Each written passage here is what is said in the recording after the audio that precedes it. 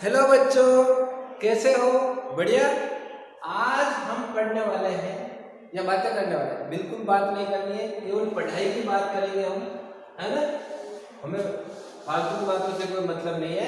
हम बात करेंगे इंडक्टेंस की। किसकी बात करने वाले हैं बच्चों?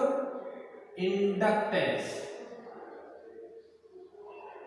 इंडक्टेंस के बारे में आज हम डिटेल में पढ़ेंगे। एक ही वीडियो में दोनों जो इंडक्टेंस है, म्यूचुअल और सेल्फ इंडक्टेंस, दोनों कंप्लीट करेंगे।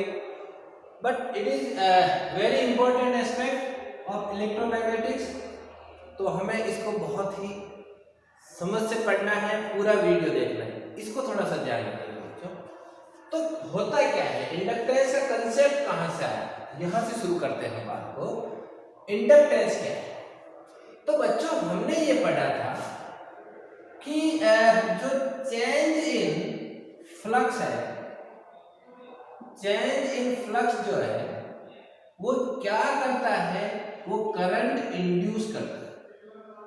क्या करता है? करंट इंड्यूस करता है। बहुत बढ़िया, करंट इंड्यूस करता है। जितना ज्यादा चेंज होगा किसी भी कॉइल में, फ्लक्स चेंज जितना ज्यादा होगा उसके अंदर करंट भी उतना ही ज्यादा होगा। यानी हम जानते हैं कि जो डी फाई है, जो चेंज है, वो डायरेक्टली प्रोपोर्शनल है उसमें आने वाले, उसमें होने वाले इंड्यूस्ड करंट, है ना। What is D I? Induced current. Induced current किताब में बहुत कुछ लिखा हुआ है, हम बिल्कुल पॉइंट टू पॉइंट बात करेंगे। Change in flux is directly proportional to the induced current. जितना ज्यादा चेंज उतना ही ज्यादा करंट वहां पर इंड्यूस होगा। यहां पर एक टर्म आती है बच्चों, फ्लक्स लिंकेज। फ्लक्स लिंकेज बहुत इंपॉर्टेंट टर्म है। और जो फ्लक्स लिंकेज है, इसकी जो वैल्यू होती है एन फाई। इसका मीनिंग क्या है कि एक कॉइल में फ्लक्स चेंज हो रहा है, मान लो फाई, फ्लक्स वहां से कितना जा रहा है? फाई, यानी फ्लक्स चेंज अगर फाई है और एन टर्न्स है उसके अंदर, एन टर्न्स है, कितने टर्न्स है? एन। तो क्या होने वाला है इसमें? टोटल फ्लक्स चेंज कितना होगा? N phi. और सारी कैलकुलेशंस जो इंडक्टेंस की होने वाली है वो किससे होगी? एन फाई से होगी। और N phi is called flux linkage. So now we can say the, भाई एन तो कांस्टेंट है, एन तो कांस्टेंट है, तो फाई जो है अगर प्रोपोर्शनल है आई के, अगर उसमें इंड्यूस्ड करंट के प्रोपोर्शनल फाई है, तो टोटल करंट किसके प्रोपोर्शनल होगा? एन फाई के। एन तो कांस्टेंट है ना, मैक्सिमम। जितना ज्यादा फ्लक्स चेंज उतना ही ज्यादा current. It means flux linkage is also directly proportional to I। Okay, तो यहां पर हम इसको हटाएंगे तो कोई कांस्टेंट लिखेंगे, है ना। ये तो हमारा बहुत ही सिंपल सा कंसेप्ट है कि प्रोपोर्शनलिटी का साइन हटाएंगे तो प्रोपोर्शनलिटी कांस्टेंट लगेगा। ये जो कांस्टेंट है, ये जो K है, इट इज कॉल्ड इंडक्टेंस। इसको क्या बोलते हैं बच्चों? इंडक्टेंस। अब आप लोगों से क्या K क्यों लिखा आपने? K इसलिए लिखा है बच्चों कि इंडक्टेंस दो तरह का होता है। पहला होता है म्यूचुअल इंडक्टेंस, म्यूचुअल इंडक्टेंस, और दूसरा होता है सेल्फ इंडक्टेंस,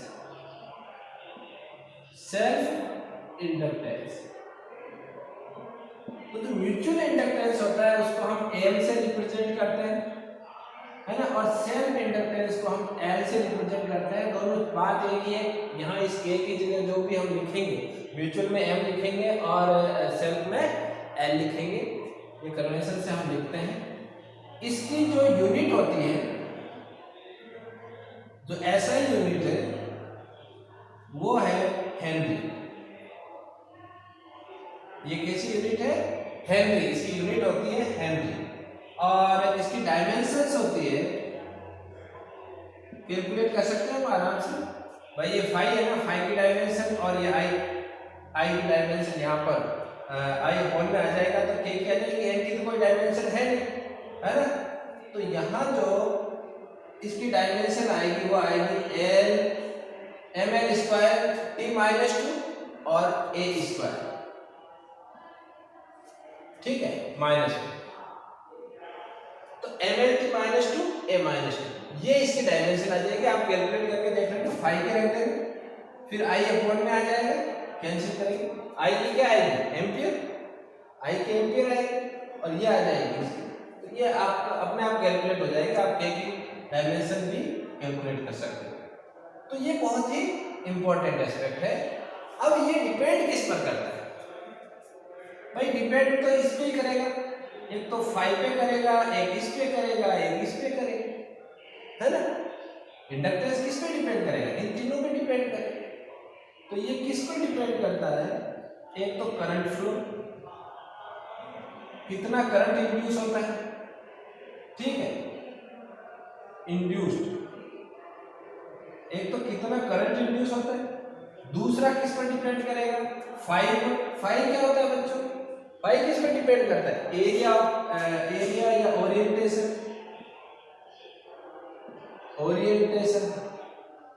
ऑफ कॉइल, जो उसका कॉन्फ़िगरेशन होगा, जो उसका अरेंजमेंट होगा उस पर डिपेंड करेगा, है ना। और तीसरा यहाँ पर आ गया नंबर ऑफ टर्न्स,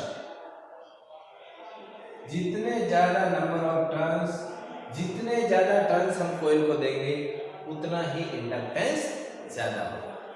तो बच्चों ये सिंपल से कुछ कंसेप्ट थे। अब हम इनको एक एक करके देख लेते हैं, म्यूचुअल इंडक्टेंस देख लेते हैं, दूसरा सेल्फ इंडक्टेंस देख लेते हैं। तो शुरू करते हैं हम म्यूचुअल इंडक्टेंस। किससे शुरू कर रहे हैं, म्यूचुअल इंडक्टेंस। म्यूचुअल इंडक्टेंस है क्या, पहले हमें ये समझना है ना। म्यूचुअल इंडक्टेंस, म्यूचुअल इंडक्टेंस कब पैदा होता है, पढ़ा हुआ है आप लोगों को पहले जब फेराडे एक्सपेरिमेंट पढ़ रहे थे, व्हेन करंट या EMF induced in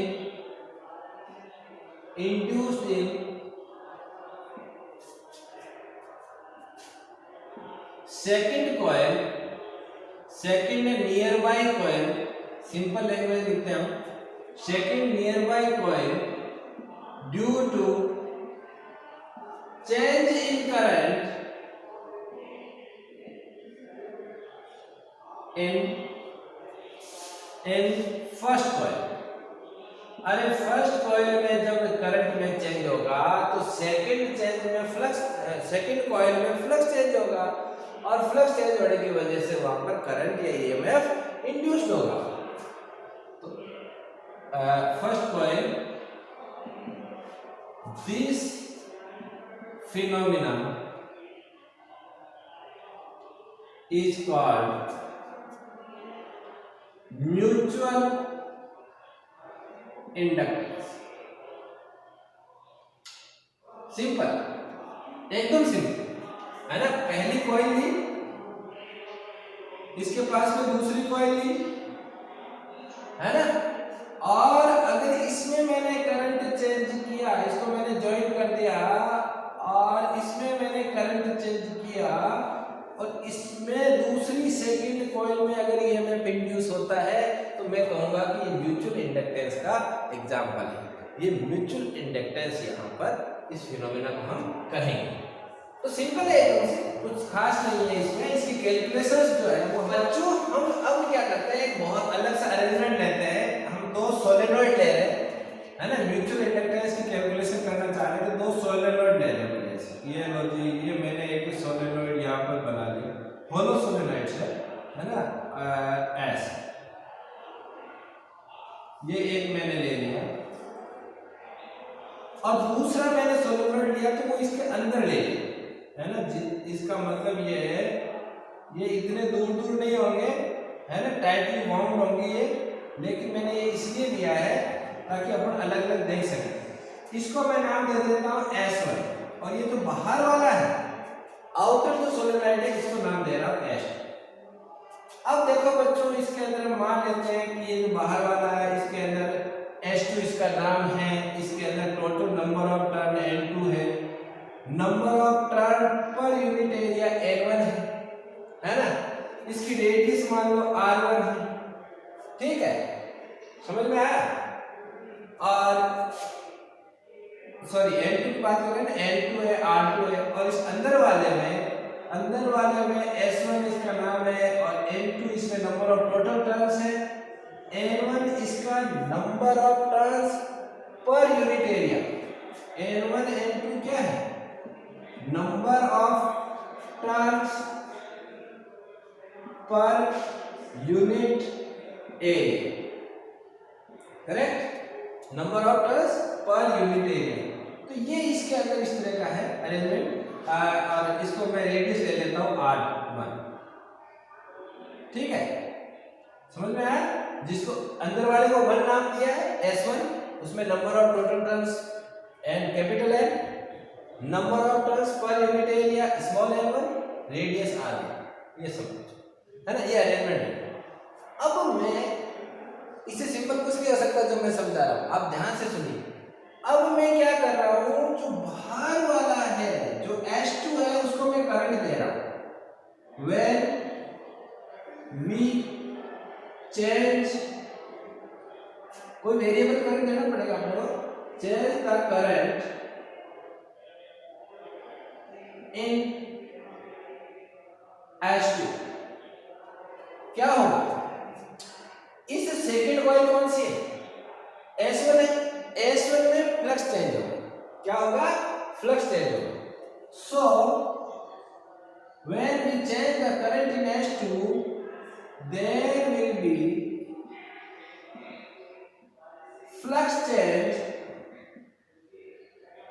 there will be flux change in S1, S1 में फ्लक्स चेंज, बहुत बढ़िया।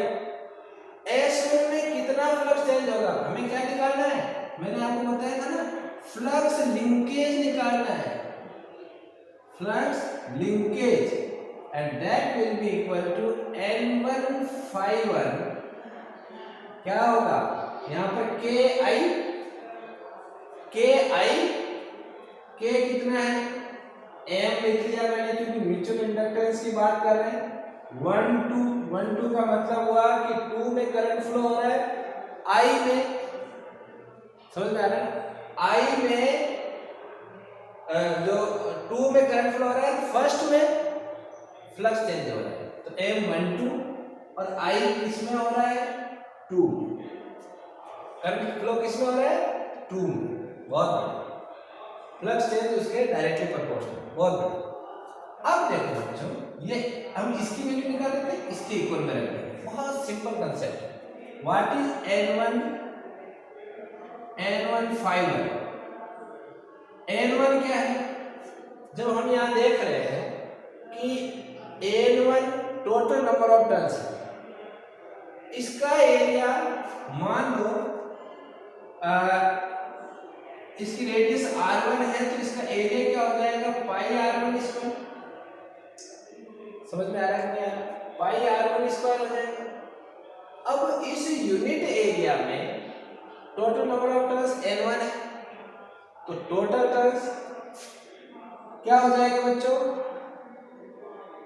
N1L, L क्या लिए मैंने, लेंथ, ये लिखना रह गया था, L है इसकी सोलेनॉइड्स की लेंथ, जो कि ग्रेटर देन R1 और R2 है, इनसे काफी ज्यादा है, लॉन्ग सोलेनॉइड्स है, ताकि क्या ये एजिस का जो इंपैक्ट है उसको हम नलिफाई कर सकें, तो हमें क्या करना, बहुत लंबा लेना पड़ेगा इनकी रेस्पेक्ट।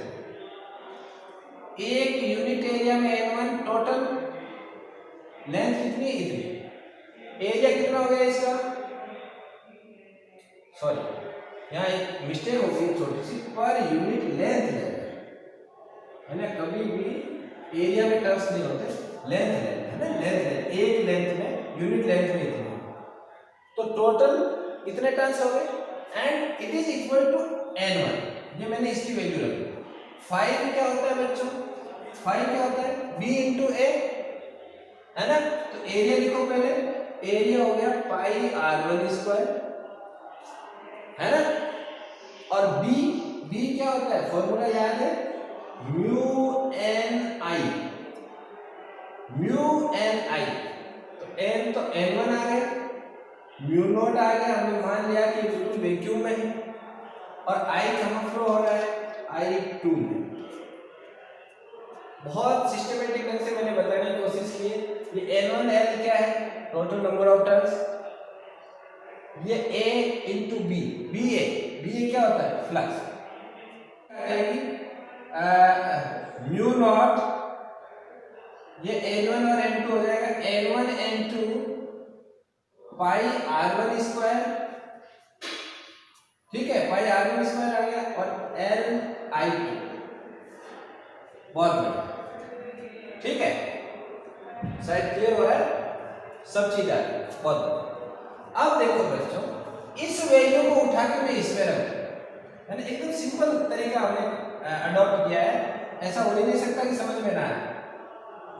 इसको उठा के मैंने यहाँ रखा, या मैं ये कहूँ कि दोनों को मैंने कंपेयर किया, ये इक्वेशन फर्स्ट है, ये सेकंड है, इसको मैंने कंपेयर किया। तो देखो बच्चों, N1 ∅1 की जगह N1 ∅1 है, I2 की जगह I2 है, तो इसका मतलब ये पीछे जो बचा हुए जो भी फिजिकल क्वांटिटी है, ये किसके इक्वल होगी, M12, है ना। तो M12 will be equal to mu naught N1 N2 pi R1 square L/I2, correct, समझ में आया। ये आपका एक्सप्रेशन हो गया म्यूचुअल इंडक्टेंस, ठीक है। मैं इसको लिख देता हूं, M12 अपना कितना आया, mu naught N1 N2 pi R1 square, और पीछे क्या बच गया, L/I2, ठीक है। अब हम इसका उल्टा काम करें, उल्टा काम का मतलब जो हमने करंट I2 को दिया था, I2 दिया था, S2 को जो करंट दिया था, बाहर वाले जो सोलेनोइड का दिया था, अब हम वही करंट देने वाले हैं इसको, और चेंज किसमें होगा, किसमें चेंज होगा, उसमें S2, है ना। S1 को करंट देंगे, S2 को चेंज करेंगे, चलो बहुत बढ़िया, इंडक्टेंस हम पढ़ रहे हैं। तो ये बहुत सिंपल है बच्चों, इसके अंदर अपन ज्यादा जितना सोचेंगे बुक में कई बार समझ में नहीं आता, आप लोग एक एक स्टेप देखते जाओ, पूरा समझ में आता है। नाउ ये इस तरह का बना हुआ था, है ना, इसको एक बार रिपीट बना लेता हूँ, आपने तो बनाया हुआ है कॉपी में, अंदर ये ऐसा बन रहा है, ठीक है। करंट मैंने अब किसको दिया है, I1 दिया, S1 को करंट दिया है, और चेंज इन फ्लक्स मुझे ऑब्जर्व करना है S2 के लिए, है ना। चलो शुरू करें बच्चों, ठीक। करंट दिया मैंने अंदर वाला, तो जो फ्लक्स लिंकेज होगा, फ्लक्स लिंकेज होगा वो कितना होगा, दैट विल बी N2 ∅2, अरे सेकेंड में चेंज होगा ना, तो सेकेंड में चेंज होगा, तो N2 क्या होगा, N2L, ये तो लेंथ तो इक्वल है दोनों की, है ना, लेंथ तो दोनों सोलेनोइड्स की इक्वल है, ये N2 की वैल्यू आ गई, ∅2 क्या होने वाला है, BA, है ना, A को छोड़ देते पहले B लिखते हैं, mu naught NI, N flux change इसमें हो रहा है, इस बार फ्लक्स I1 को हम करंट दे रहे हैं ना, तो N1 I1 उसमें था N2 I2, तो सिंपल है। अब देखो फ्लक्स चेंज कहां होगा, फ्लक्स कहां आएगा, इसी में आएगा, इसी एरिया में आएगा, है ना, और ये एरिया कवर करता है कौन, S2, यहां पर तो कोई फ्लक्स नहीं आएगा, फ्लक्स तो अंदर आएगा ना कोई, है ना, फ्लक्स जो फील्ड लाइंस बनेगी वो अंदर की साइड में बनेगी, फ्लक्स चेंज यहां होगा, तो मैं यहाँ पर क्या लिखूंगा, एरिया किसका लिखूंगा, पाई R1 स्क्वायर लिखूंगा। ऐसा नहीं है कि हमने N2 के लिए कैलकुलेट कर रहे हैं तो यह R2 स्क्वायर लिखेंगे, पूरे में फ्लक्स चेंज नहीं होगा, फ्लक्स चेंज तो इसी में होगा, ये तो इसके अंदर है, जैसे ये है इसके अंदर रिफिल है ना, इस तरह का सोलेनोइड, तो रिफिल जो है उसी एरिया में आप करंट दे रहे हैं तो वहीं तक फ्लक्स चेंज होगा। अगर मैं H2 को दे रहा हूं तो पूरे में हो रहा था और मुझे कैलकुलेट करना था उसमें से R1 स्क्वायर के लिए, यहाँ कैलकुलेट करना मुझे पूरे के लिए, लेकिन फ्लक्स चेंज हो रहा है केवल R1 एरिया जिसकी रेडियस R1 उस कॉइल। तो ये थोड़ा सा अलर्ट लेना है यहाँ पर, बाकी सेम है। तो मैं इसको लिखूंगा म्यू नॉट N1 और N2 को मल्टीप्लाई किया N1 N2 pi R1 square और ये L के साथ I, ठीक है, समझ में आई कहानी? L के साथ I। अब बच्चों अगर मैं इसको कंपेयर करूं, flux change N2 phi2 is equal to M21 I1, इसके साथ कंपेयर करो तो M21 की वैल्यू क्या आएगी, है ना? इस बार 2 में फ्लक्स चेंज देख रहे हैं, M1 में करंट देख रहे हैं, तो M21 की वैल्यू क्या आएगी, ये आएगी I1 की जगह I1, बाकी बचा हुआ सारा M21 है। That will be equal to mu naught N1 N2 pi R1 square I1 square L, ये क्या है, L है ना, पाई R1 स्क्वायर L। यहाँ लिखने में हमने I2 ज्यादा घसीट दिया था साथ, ठीक है? तो ये L, इसका मतलब दोनों इक्वल है। It implies that M12 is equal to M21 and I can write it as M। मैं इसको क्या लिख सकता हूँ, M लिख सकता हूँ, है ना? लिख सकते हैं, नहीं लिख सकते? तो कहने का मतलब है कि अगर मैं इस तरह किसी अरेंजमेंट लेता हूँ दो सोलेनोइड्स का, तो पहले का इंडक्टेंस म्यूचुअल इंडक्टेंस और दूसरे का म्यूचुअल इंडक्टेंस इक्वल होगा, and that can be written as M, ठीक है? अब देखो बच्चों, ये M की वैल्यू हमने निकाल ली, ये सेम रहेगी दोनों में, यही फॉर्मूला यहाँ पर लगेगा अगर म्यूचुअल इंडक्टेंस निकालना है तो। अब बच्चों देखो, ये जो म्यूचुअल इंडक्टेंस है ना, अगर मैं इसके साथ यहाँ पर कोई डाई इलेक्ट्रिक मटेरियल रखूं, है ना, in the presence of dielectric material of permeability mu R, तो जरूरी नहीं है कि वहां पर वैक्यूम है जिसको म्यू नॉट ले रहे हैं।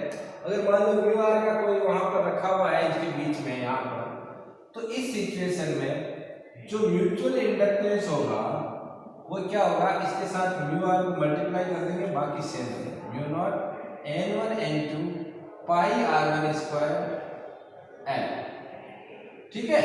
ये इसकी वैल्यू रहेगी। It also depend on the which material is kept between the solenoids, तो ये भी हमें यहाँ पर इसको कंसीडर करना है। अब ये कह रहे हैं कि मान लो कि ये जो हम करंट दे रहे हैं it is changing with respect to time, है ना? आई है ना, ये वेरिंग करंट है। कैसा करंट है? वेरिंग करंट है, बदल रहा है कंटिन्यूसली, है ना? अल्टरनेटिंग करंट दे दिया आपने, या इसको बार बार हम चेंज करते जा रहे हैं, तभी तो फ्लक्स चेंज हो रहा है। अगर ऐसी सिचुएशन है तो हमारा लिखने का तरीका थोड़ा सा चेंज हो जाएगा। जो हमने स्टार्टिंग में N1 phi1 M I2 लिखा था, इसको हम क्या लिखेंगे अब क्या लिखेंगे? इसको ऐसे लिखेंगे N1 phi1 d phi1 upon dt is equal to M di2 upon dt, ठीक है? और जो इंड्यूस्ड ईएमएफ होगा क्या होगा? इंड्यूस्ड ईएमएफ आप लोग जानते हो इसका value -L di by dt, ये क्या हो जाएगा बच्चों, है ना? Sorry d phi by dt, तो टोटल फाई कितना होगा? L phi1, है ना? तो यहां पर लिखेंगे E will be equal to -L इसको पूरा अंदर लिख लेते हैं, D phi D T N1 phi 1, flux linkage को अंदर ले लेते हैं, N1 बाहर आ जाए, कोई दिक्कत नहीं है ना। It will be equal to यही minus N D I two upon D. कहने का मतलब है इसको लिखने का जो वे है वो चेंज हो जाएगा अगर करंट टाइम के रेस्पेक्ट में चेंज हो रहा है। तो ये सब कुछ था म्यूचुअल इंडक्टेंस के बारे में। अब इसमें कुछ भी नहीं बचा, इतना समझ में आना चाहिए, डेरिवेशन आपको क्लियर हो जाना चाहिए, बहुत ही सिंपल सा है ना। अब हम बात करेंगे बच्चों, इसको छाप लो पहले, उसके बाद सेल्फ इंडक्टेंस पढ़ते हैं। क्या पढ़ेंगे? Self inductance. अब की बार आत्मनिर्भर भारत की तरफ हम बढ़ेंगे। इस बार ऐसा नहीं है कि करंट कोई और दे और चेंज कहीं दूसरी कॉइल में हो, अब खुद ही करंट चेंज करो और खुद ही अपने अंदर फ्लक्स चेंज पाओ, है ना। आत्मनिर्भर भारत। ओके, बहुत बढ़िया। तो बच्चों शुरू करते हैं self inductance. Self inductance, self inductance का मतलब आत्मनिर्भर भारत। चलो, सेल्फ इंडक्टेंस क्या होता है? If is induced in a coil, एक कॉइल में ईएमएफ इंड्यूस्ड होता है due to change in flux. ये तो हमें पता है कि फ्लक्स में चेंज होगा तभी वहां पर ईएमएफ इंड्यूस्ड होगा। Change in flux in the same coil, in the same coil due to, और वो फ्लक्स क्यों चेंज होगा? Due to change in current in the same coil. बहुत बढ़िया। उसी कॉइल में करंट चेंज होना है और उसके कारण उसी कॉइल में फ्लक्स चेंज होगा और उसके कारण ईएमएफ इंड्यूस्ड होगा। तो कहने का मतलब है कि आपको करंट देना भी है और करंट आपको इंड्यूस्ड मिलेगा भी। समझ रहे हो ना? इसीलिए इस सेल्फ इंडक्टेंस में जो करंट या ईएमएफ होता है उसको हम क्या बोलते हैं? एक और नया नाम देते हैं बेक ईएमएफ। इसको क्या बोलते हैं? Bake EMF. बेक ईएमएफ क्यों बोलते हैं? कि हम करंट दे रहे हैं, उसके बावजूद वहां पर एक अपोजिट डायरेक्शन में करंट पैदा हो रहा है। क्योंकि लेंज लॉ क्या कहता है? लेंज लॉ क्या कहता है? ये उन कारणों का विरोध करती है ना, it opposes the reasons by which it is produced, जिनके कारण। तो ये इसका रीजन क्या है? इसका रीजन है करंट। करंट में चेंज हो रहा है तो जो इंड्यूस्ड ईएमएफ होगा उसकी पोलैरिटी कैसी होगी, उसका डायरेक्शन कैसी होगी कि वो इसका अपोज करेगा। इसीलिए इसको बोलते हैं बेक ईएमएफ, उल्टी डायरेक्शन, अपोजिट डायरेक्शन। बहुत बढ़िया, जैसे जैसे पढ़ोगे समझ में आता है। ठीक है, तो बच्चों सिंपल सा निकालते हैं फ्लक्स लिंकेज। आपको एक तरीका बता दिया मैंने कि अपन इसी पे अपने को स्टिक लेना है। फ्लक्स लिंकेज,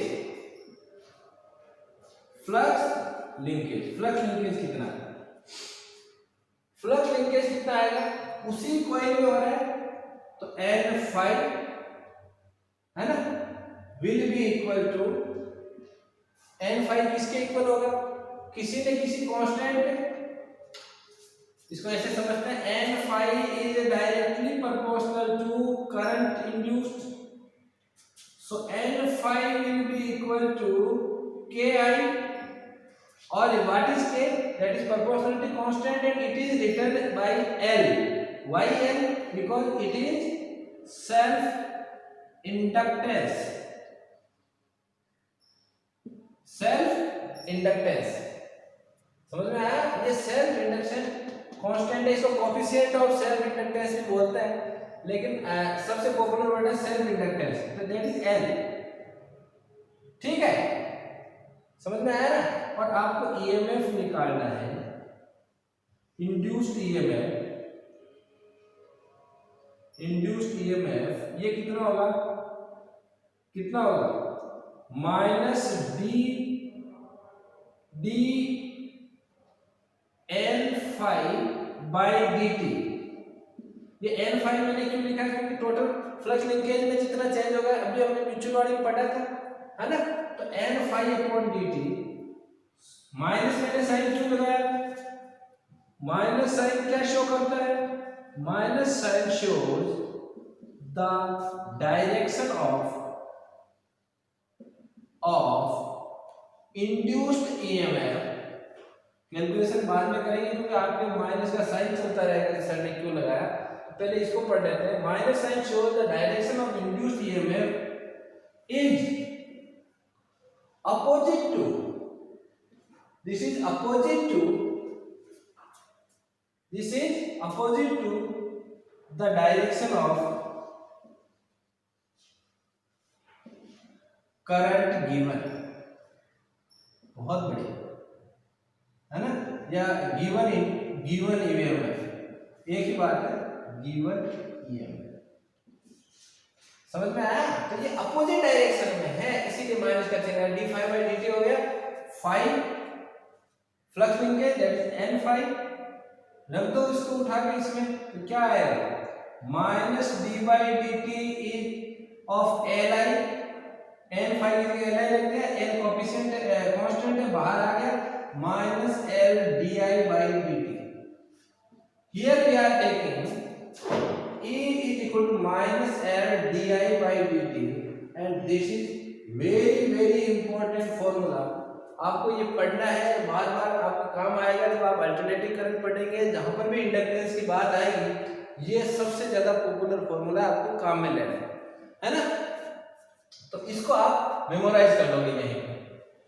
तो माइनस साइन क्या दिखाता है कि जो करंट हम देंगे, जो ईएमएफ हम देंगे, उसके अपोजिट डायरेक्शन में ईएमएफ या करंट इंड्यूस्ड होगा, और ये इतना होगा minus L D I by D T के इक्वल में इंड्यूस्ड होगा। और इसको बैक ईएमएफ इसलिए कहते हैं क्योंकि माइनस साइन इसकी डायरेक्शन को, इसकी पोलरिटी को बता रहा है। पोलरिटी इसकी कैसी है? उल्टी। That's all. समझ में आई? अब हम क्या करते हैं, अब हम इसको कैलकुलेट कर लेते हैं, एल की वैल्यू, है ना। छाप लो इसको, बढ़िया से लिख लो भाई। अच्छा, पोज कर लो, लिख लो। अब हम आते हैं कैलकुलेशन, है ना। कैलकुलेट करते हैं, क्या कैलकुलेट करेंगे बच्चों? अब हम कैलकुलेट करेंगे self inductance to calculate the magnitude of self inductance. Self inductance का को कैलकुलेट करने के लिए हम क्या करते हैं? एक फॉर्मूला हमने अभी पढ़ा था कि n5 जो है वो ni के इक्वल होगा।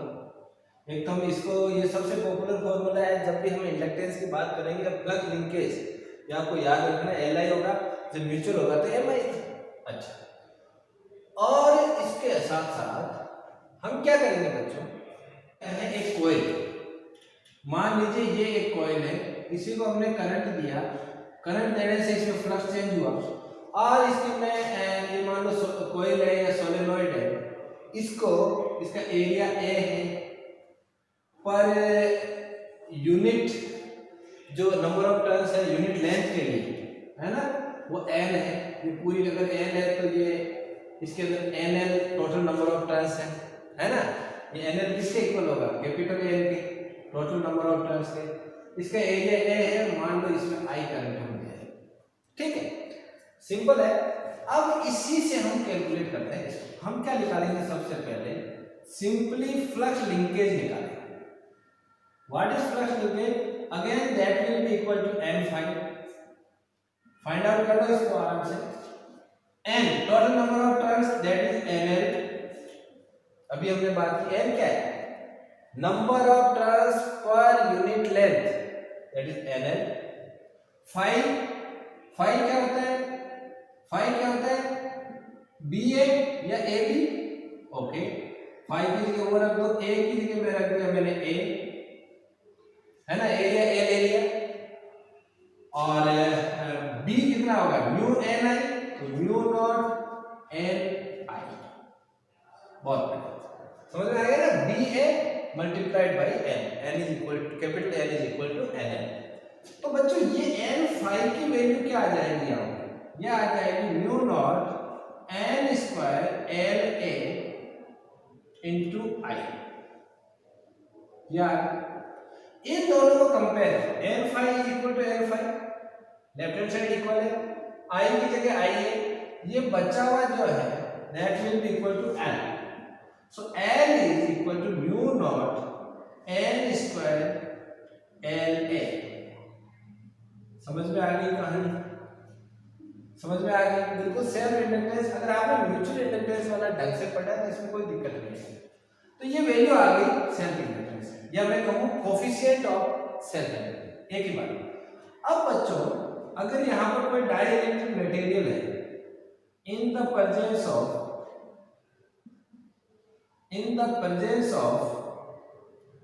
Dielectric material of permeability mu R, तो जो सेल्फ इंडक्टेंस की वैल्यू हो जाएगी वो हो जाएगी mu R mu naught N square L A complete. ठीक है, mu R mu naught N square L A, mu R से इसको मल्टीप्लाई करें। समझ में आया क्या है? तो सेल्फ इंडक्टेंस किस चीज पर डिपेंड करता है ना, ये किस पर डिपेंड करता है, सेल्फ इंडक्टेंस किस पर डिपेंड करता है, एक तो करता है म्यू आर, यानी नेचर ऑफ डाइइलेक्ट्रिक मटेरियल, अगर वहां पर कुछ है तो ठीक है। सेकंड किस पर डिपेंड करता है ना, ए और एल पर डिपेंड करता है, also it depends also on the geometry, है ना, लेंथ और जो एरिया है ये ज्योमेट्री पे डिपेंड करता है कि कोई की ज्योमेट्री कैसी है। ठीक है, समझ में आ गया, तो ये इन पर डिपेंड करता है सेल्फ इंडक्टेंस। ओके, अब बच्चों मैंने आपको फिर से बताया था तब पिछला आप कर रहे थे कि ये जो सेल्फ इंडक्टेंस है it is also called back EMF. इसको क्या बोलते हैं, बैक ईएमएफ बोलते हैं। अगर यहाँ पर ईएमएफ इंड्यूस जितना होता है उसको हम बैक ईएमएफ कहते हैं, क्योंकि उसकी डायरेक्शन अपोजिट होती है, उसकी पोलैरिटी ऐसी होती है जो कि गिवन ईएमएफ के अपोजिट डायरेक्शन होती है। बहुत, और ये अपोजिट डायरेक्शन होने के कारण यहाँ पर जो लॉ फॉलो होता है वो होता है लॉ ऑफ इनर्शिया। और लॉ ऑफ इनर्शिया किसका है, मैकेनिक्स का है। अरे मैकेनिक्स में हम पढ़ते हैं ना लॉ ऑफ इनर्शिया, तो लॉ ऑफ इनर्शिया को ये एग्जैक्टली फॉलो करते हैं, जितना देंगे उसके अपोजिट डायरेक्शन, है ना, क्योंकि वो चेंज नहीं होना चाहता, वो अपोज करता है उस चेंज का।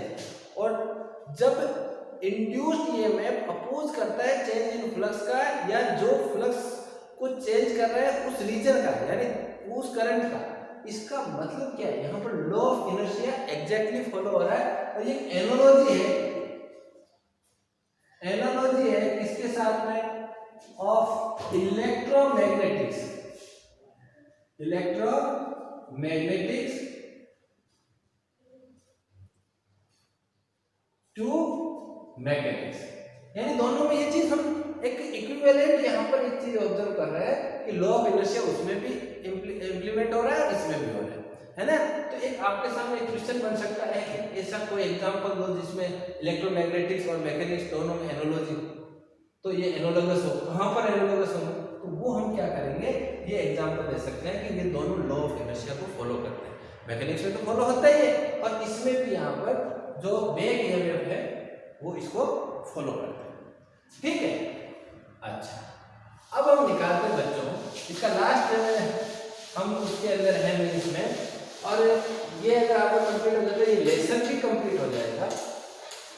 तो हम लास्ट में अभी क्या कैलकुलेट करेंगे, है ना, हम कैलकुलेट करेंगे करंट। तो क्या करते हैं, करंट के लिए पहले तो उसका रीजन निकालते हैं कि करंट एस्टेब्लिश कैसे होता है। To establish the current I, हमें क्या करना पड़ेगा, ये जो बैक ईएमएफ है इसके अगेंस्ट में कोई ना कोई वर्क करना पड़ेगा, और वो वहां पर एक पावर के रूप में है ना, एक एनर्जी के रूप में स्टोर हो जाएगा। तो क्या करते हैं, मान लीजिए ये एक कॉइल है, इसी को हमने करंट दिया, करंट देने से इसमें फ्लक्स चेंज हुआ, और इसके में ये मान लो कॉइल है या सोलेनॉइड है, इसको इसका एरिया ए है, पर यूनिट जो नंबर ऑफ टर्न्स है यूनिट लेंथ के लिए है ना, वो एन है, ये पूरी अगर एन है तो ये इसके अंदर N L total number of turns है ना, ये एन एल किसके इक्वल होगा, कैपिटल एन के टोटल नंबर ऑफ टर्न्स के, इसका एरिया ए है, मान लो इसमें आई करंट हम दे रहे हैं, ठीक है, सिंपल है। अब इसी से हम कैलकुलेट करते हैं, हम क्या निकालेंगे, सबसे पहले सिंपली फ्लक्स लिंकेज निकालेंगे।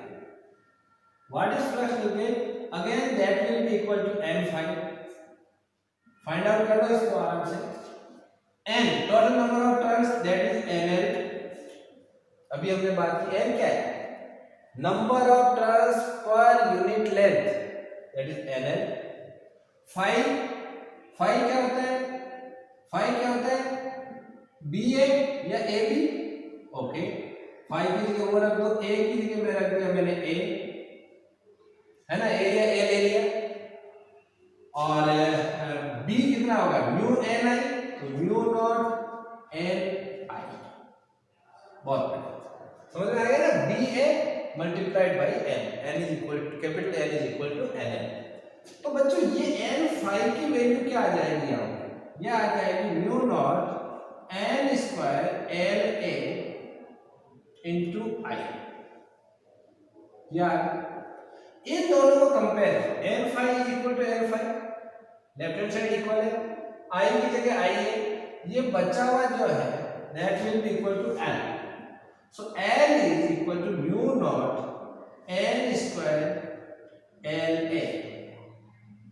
समझ में आ गई कहानी, समझ में आ गई, बिल्कुल सेल्फ इंडक्टेंस, अगर आपने म्यूचुअल इंडक्टेंस वाला ढंग से पढ़ा है तो इसमें कोई दिक्कत नहीं है। तो ये वैल्यू आ गई सेल्फ इंडक्टेंस, या मैं कहूं कोफिशिएंट ऑफ सेल्फ इंडक्टेंस, एक ही बात। अब बच्चों अगर यहां पर कोई डाइइलेक्ट्रिक मटेरियल है, in the presence of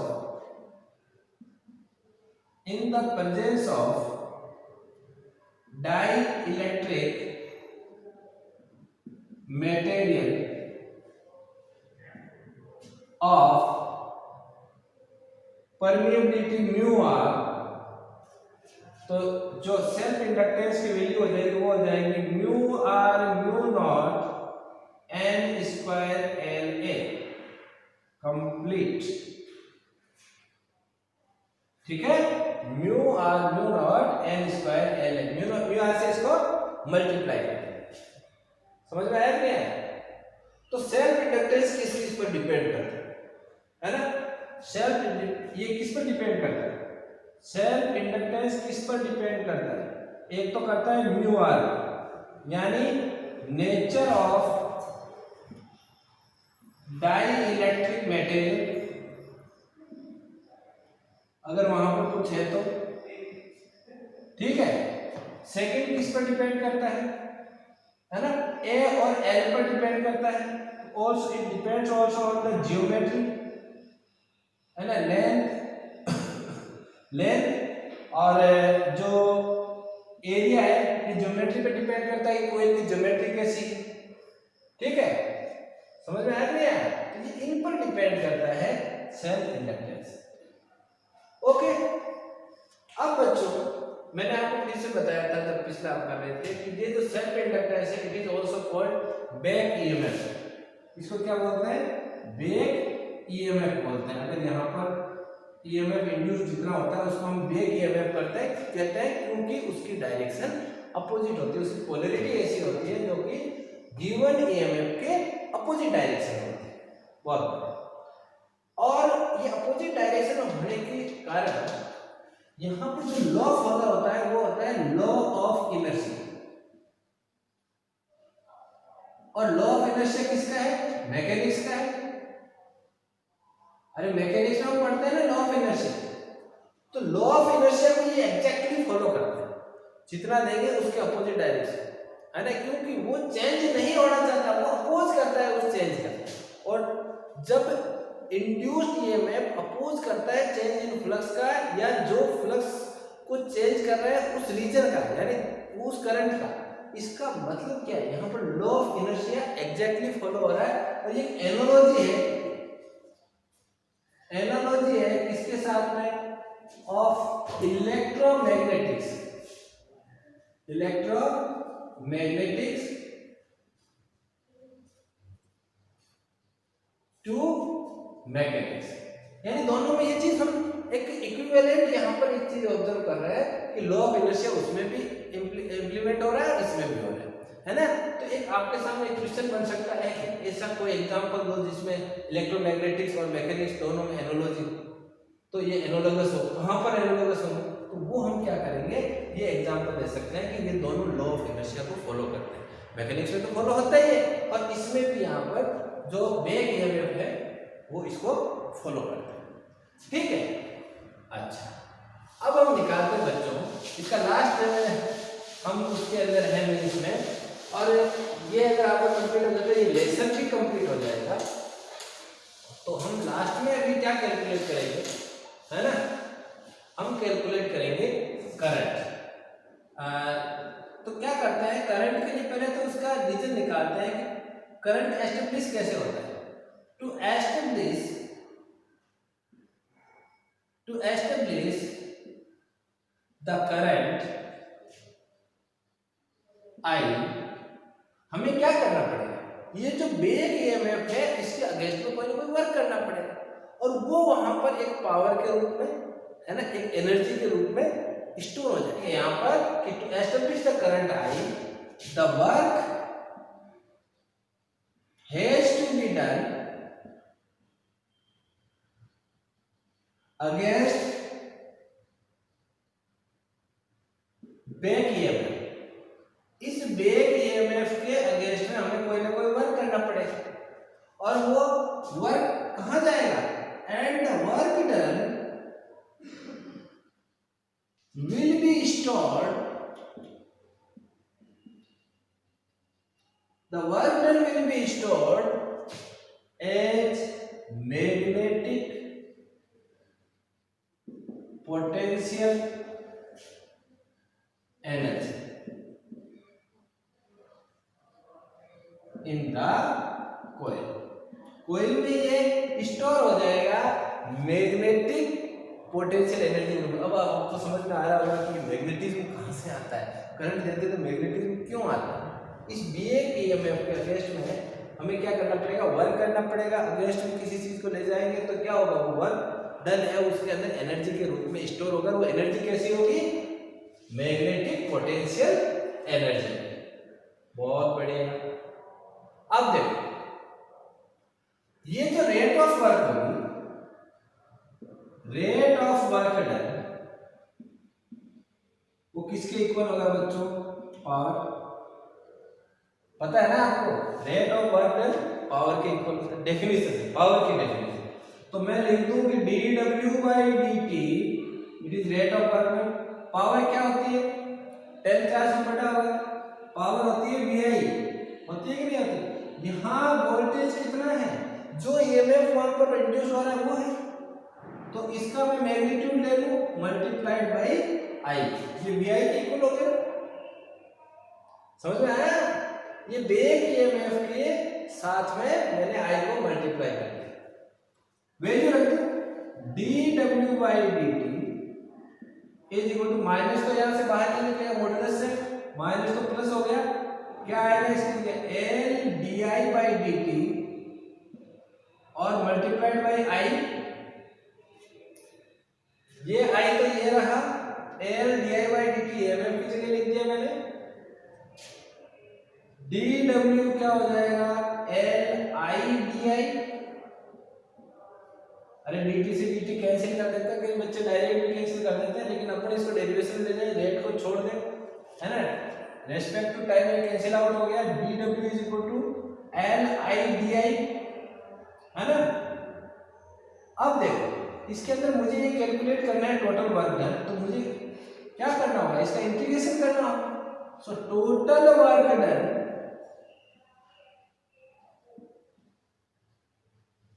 W, total work done कहां करना होगा, यहां पर। तो मैं टोटल वर्क डन कैलकुलेट कर रहा हूं। It will B integration of dW, again it will B integration of LI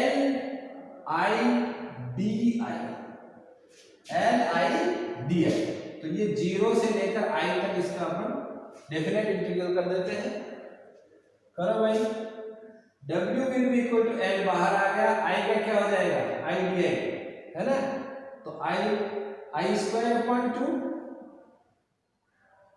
नहीं समझ में आया, I स्क्वायर अपॉन 2 हो गया, n plus 1 upon n plus 1, है ना, 1 है ना, 1 प्लस 1 2 और नीचे 2। तो वर्क डन कितना आ गया भाई, हाफ LI स्क्वायर।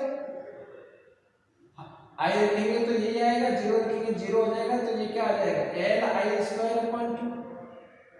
ये आपकी पोटेंशियल एनर्जी भी है। It is also equal to magnetic potential energy.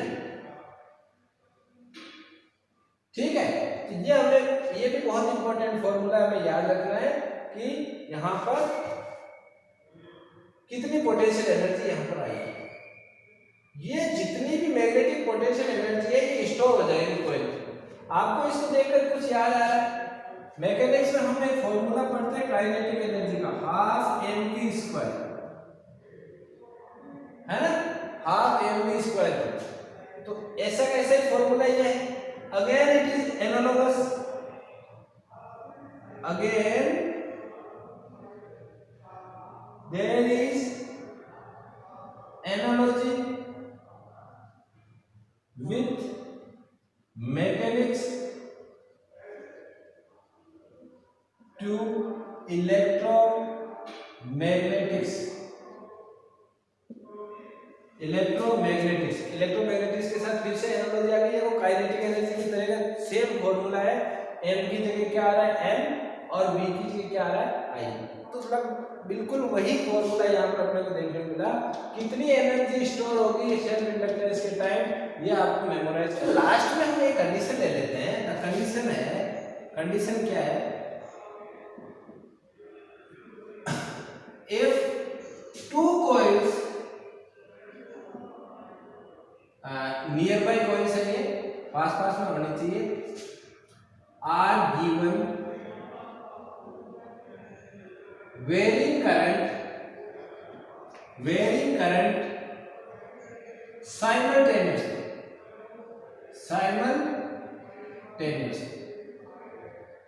दोनों को करंट दे दिया हमने साथ, एक यहां पर है दूसरी यहां है, और दोनों को करंट दे दिया। तो किसी भी मान लो ये I1 है या I2 यहाँ करंट दे दिया, तो क्या होगा कि किसी भी, जैसे मान लो फर्स्ट में चेंज कितना होगा फ्लक्स में, then that will be calculated as flux linkage. आपको मैंने बताया था कि हम सारी चीज फ्लक्स लिंकेज से ही कैलकुलेट करेंगे। मान लो फर्स्ट में अपन कैलकुलेट कर रहे हैं N1 5, तो ये किसके इक्वल होगा, म्यूचुअल इंडक्शन होगा यार, होगा ना, 2 है तो पहली में होगा एक तो M1 I1, पहली में करंट, पहली में फ्लक्स चेंज, प्लस M12 दूसरी में करंट, पहली में फ्लक्स चेंज, दैट I2, है ना। तो ये टोटल जो फ्लक्स लिंकेज होगा वो दोनों के कारण है, और ये वेरी कर रहा है ना। तो EMF जब हम निकालेंगे तो EMF कितना होगा, that will be equal to minus d phi by dt, flux linkage का d by dt, यहाँ आ जाएगा M11 di1 upon dt, and in minus आएगा और minus M12 di2 upon dt। ठीक है, यहाँ पर ये जो फ्लक्स M11 जो टर्म है, इसका मतलब क्या है, M11 का मतलब हुआ उसी कॉइल में करंट फ्लो हो रहा है, तो उसी के कारण उसमें जितना इंडक्टेंस पैदा हो रहा है। तो I can say it is self inductance, ये सेल्फ इंडक्टेंस है और इसको मैं एल भी लिख सकता हूँ। ये तो म्यूचुअल इंडक्टेंस हो गया क्योंकि सेकंड में करंट फ्लो हो रहा है और फर्स्ट में फ्लक्स चेंज हम ऑब्जर्व कर रहे हैं। So that's all in the inductance chapter. और बहुत ही बढ़िया से मैंने कोशिश की है कि इसको सिंप्लीफाई करके आपको बताया जाए। मुझे उम्मीद है आपको समझ में आया होगा। जहाँ पर भी समझ में नहीं आता है you can write in the comment box और वहाँ पर आप बार बार जाके उसको देखें तो शायद समझ में आ जाए। मिलते हैं नेक्स्ट वीडियो में अल्टरनेटिव करंट में। तब तक कंटिन्यू स्टडी।